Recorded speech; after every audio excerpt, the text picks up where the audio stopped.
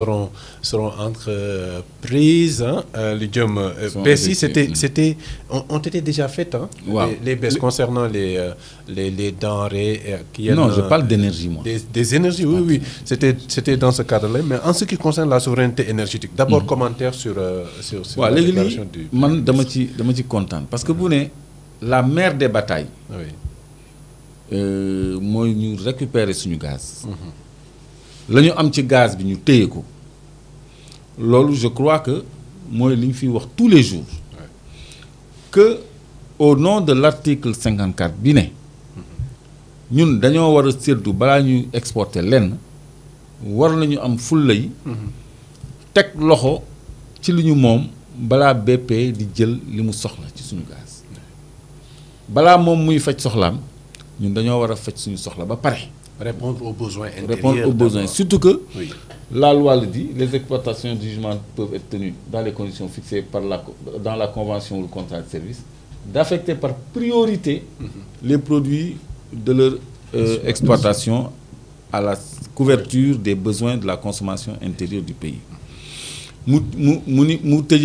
La part de production revenant aux exploitations après satisfaction des besoins intérieurs du pays, après satisfaction des besoins intérieurs du pays, peut être librement exporté en franchise de tout droit des taxes à l'exportation. Mais après satisfaction des besoins du pays. Donc, il faut que Ousmane Sonko exiger que nous, li ñu soxla ci suñu gaz, ñu am ko ba paré bala ñu exporter li ci dess. Mom nak ci déclaration de politique générale bi. Dafa nu mu tuddati wax carrément ni am nañu 130 et quelques millions de standards cubiques feet yoo xam ni dañ koy am ci gisement wu GTA bi. Donc am na quota boo xam ne moom chiffré nañ ko ba pare donc ça veut dire que ça a été l'objet de négociations et ça a été acquis pendant des négociations.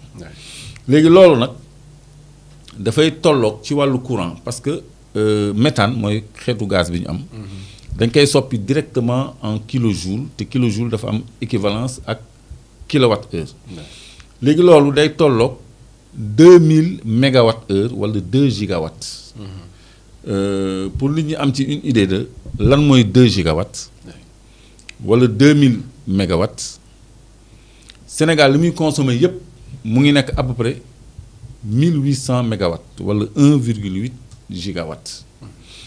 Léegi 1,8 gigawatts ngay consommer ci électricité. Ci électricité totale Sénégal yépp.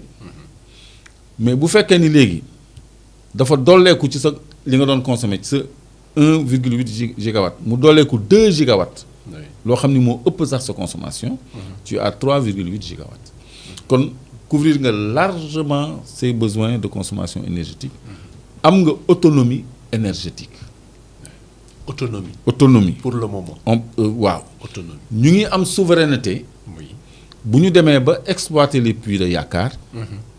Wala gaz bi nekk Sangomar parce que Sangomar aussi pétrole la mais am na fa 4,5 TCF de gaz. TCF mooy trillion cubic feet. Trillion mooy 1000 milliards de pieds cubes de gaz. Okay. Donc 4,5 1000 milliards de pieds cubes de gaz moo fa nekk. Kooku day tolloog 127 milliards de mètres cubes à peu près. Loolu mën na dugg ci transformer ci parc de production wu Sénélec. Mais Yakar Teranga bés bu ñu commencé ball parce que boobu bokkuñu ko kenn ñoo ko moom Sangomar aussi bokkuñu ko kenn ñoo ko moom su boobaa on parlera de souveraineté énergétique et de pays réellement gazier maanaam exportateur de gaz. On peut l'attendre d'ici 2029, non? C'est le deadline. Peut-être même un peu moins. Un peu moins, ok. Peut-être même un peu moins. Damay bañ a trahir ay secret. Mais je crois qu'il y a des solutions pour rapprocher les délais. C'est ça. Et je crois que nguur gi il doit être à l'écoute de les ressources naturelles de qualité yu nekk au sein de Petrosen. Et du ministère. Ressources humaines de qualité. Ressources humaines de qualité. Mais merci de me suivre. Hein. Moi, je ne m'entends pas parler, je dis. te ressources humaines de qualité yi nekk Petrosen ak ministère. Je crois que war nañ leen jox nopp. Expertise sénégalaise bi man dama ko gëm. parce que dama am ñu mu ci xam ñoo xam ne wóolu naa seen voilà seen qualité seen expertise. donc sénégalais yi nañu lijjanti Kayar. yaakaar ak teranga. ñaar yi nekk Kayar. donc boobaa on parle là de souveraineté énergétique mais autonomie mën nañ ko am dès lors que dinañu couvrir largement nos besoins énergétiques ba comme ni ko premier ministre waxee ñu mën a nekk exportateur parce que ñun ñu ngi consommer 1,8 si on a 2 de plus on est à 3,8 c'est supérieur à ce que nous consommons. Et bu boobaa Sénégal dafay neex. mais préciser rek. ni premier ministre nee na courant bi dina wàcc ba 40 francs le kilowatt heure.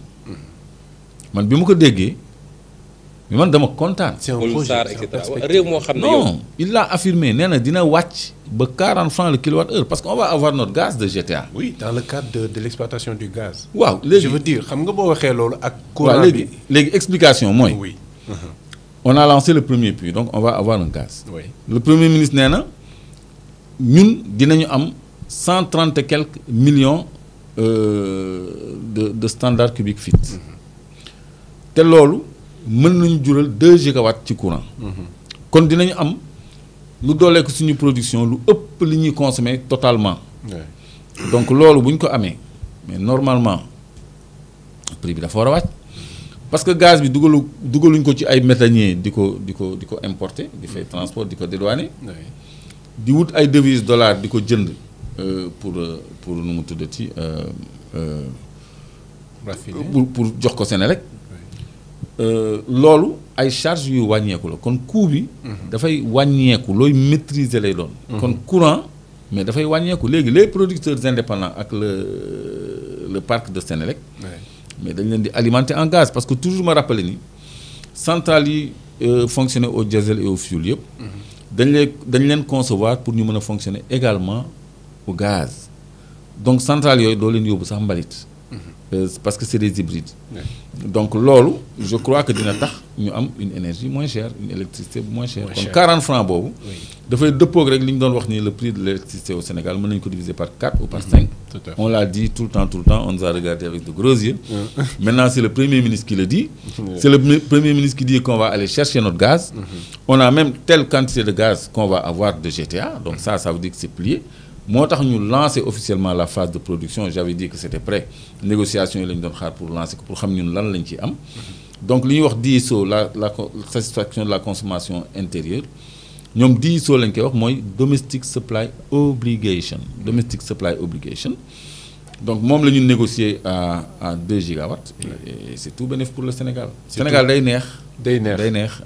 On l'espère vraiment bien et les autorités sont vraiment dans cette dynamique-là. On s'en réjouit mais Clédor je bëgguma woon dugg ci question internautes yi mais je vois que les internautes nous écoutent très attentivement. J'ai allumé mon téléphone. moo tax ñu am des questions déjà sur le gaz. puisqu'on en est encore sur le gaz.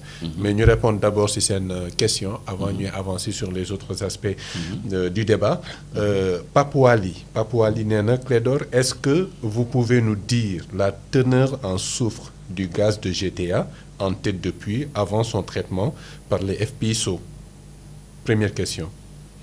waaw je peux pas vous dire la teneur en soufre de ce gaz de GTA parce que gaz bi awma résultat wu traitement expérimentaux yi. Je crois qu'on pourra l'avoir d'ici mercredi. Mais c'est du bon gaz. On a fait circuler la rumeur, selon laquelle le gaz est frelaté, il y a un peu d'eau. Mais c'est du méthane. Le méthane, c'est du gaz pur, de qualité. C'est la meilleure qualité de gaz au monde, c'est le méthane. Donc, Gadiaga, amna structure spécification technique au gaz au Gadiaga. Mais c'est un gaz de très très bonne qualité. Moi, malheureusement, Sokosim.